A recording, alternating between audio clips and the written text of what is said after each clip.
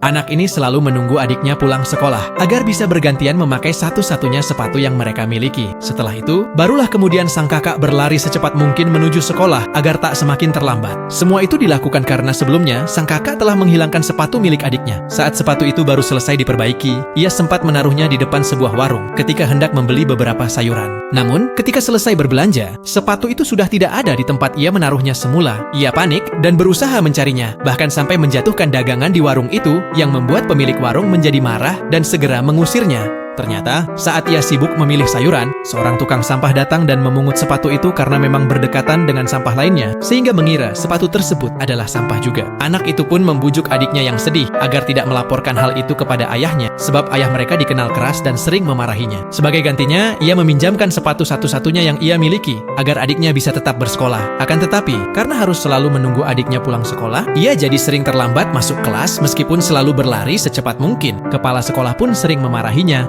karena mengira ia adalah anak yang malas. Suatu hari, sekolah mengadakan tes pemilihan siswa yang akan diikutsertakan dalam perlombaan lari antar sekolah. Anak itu ikut serta dan sangat bersemangat saat dites oleh sang guru. Ia sangat ingin mengikuti lomba tersebut hanya karena mengetahui bahwa hadiah juara ketiga dari lomba tersebut adalah sebuah sepatu, sehingga ia berencana menggantikan sepatu adiknya yang hilang dengan sepatu tersebut. Sang guru pun terkesan saat menguji kemampuan larinya, sehingga ia pun diikut sertakan dalam perlombaan tersebut.